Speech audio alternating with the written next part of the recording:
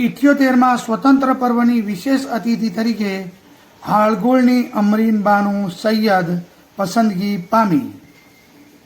સમગ્ર દેશમાંથી પીએમસી પ્રાથમિક શાળાના 100 વિદ્યાર્થીઓને પસંદ કરવામાં આવે છે, જેમાંથી ગુજરાત રાજ્યમાંથી 6માંથી આણંદ જિલ્લાની સૈયદ અમરીનબાનું મોહસિન અલીને આમંત્રણ આપવામાં આવ્યું.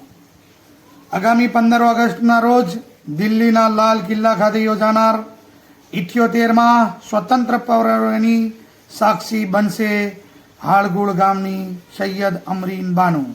હાળગોળ ગામ માટે અને પીએમ શ્રી પ્રાથમિક શાળા માટે આ પ્રસંગ ખૂબ જ ગર્વ અને ખુશીનો બનશે.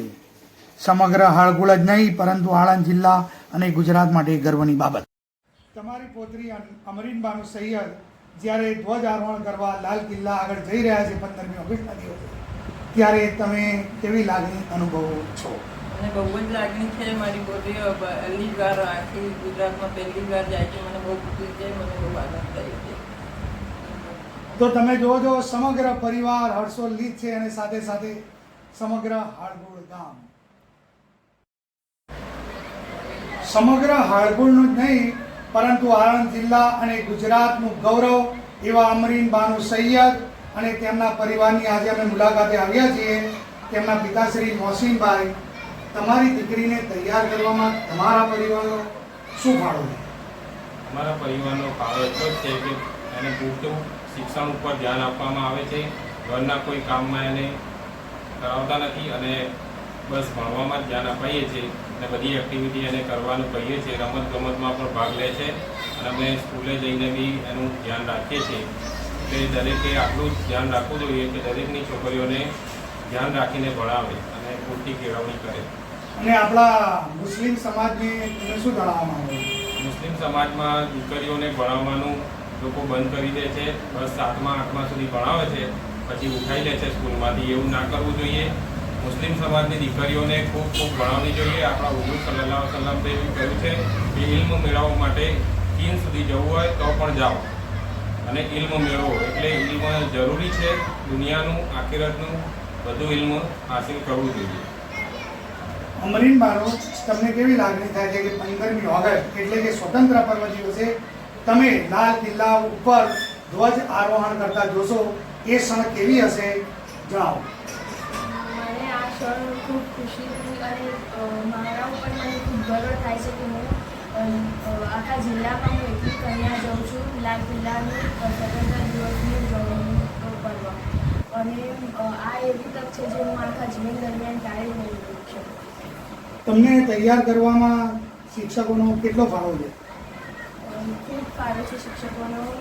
તેમણે જ અમારા આચાર્ય શ્રી વિરેનભાઈ મહેરબાન, તેમણે જ મને આ દિલ્હી જવાની જે તક મળી છે તેમના માટે જ મળી છે. તેમણે જ મને સિલેક્ટ કરી હતી. અત્યારે પણ તે અમારે શાળાની પ્રગતિ માટે ખૂબ પ્રયત્નો કરી રહ્યા છે. તમને તૈયાર કર્યા એ શિક્ષકનું નામ જણાવો. શ્રી શિલ્પાબેન પટેલ અને શ્રી અમારા આચાર્ય શ્રી વિરેનભાઈ મહેરબાન. હવે તમે ત્યાં અત્યારે જાઓ છો તો મુસ્લિમ સમાજની બાળાઓ માટે તમે શું સંદેશ આપવા માંગો છો? હું એ સંદેશ આપવા માગું છું કે કન્યા અને કુમાર એ કશું ભેદભાવ કરવાનો નહીં. અમારી શાળામાં પણ કન્યા અને કુમારમાં કશું ભેદભાવ થતો નથી.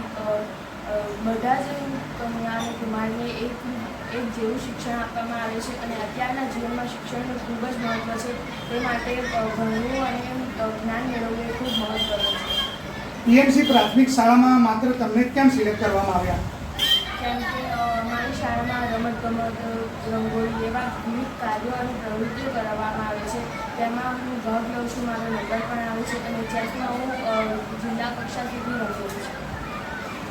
હવે જ્યારે તમે 15મી ઓગસ્ટે સ્વતંત્ર પર્વમાં ભાગ લેવા જાઓ છો અને હાળગોળ ગામનો ઇતિહાસમાં એવી પહેલી એક એવી ક્ષણ છે, તો તેના માટે તમે હાળગોળના દરેક વ્યક્તિને શું સંદેશ આપવા માંગો છો?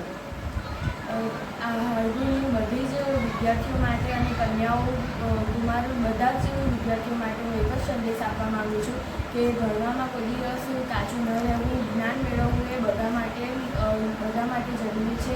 તે માટે શાળામાં દરરોજ જવું, નિયમિત જવું અને મેળવવું. આ હતા અમરીન બાનુ સૈયદ, જે હળગુળ જ નહીં પરંતુ સમગ્ર ગુજરાતનો ગૌરવ હતા.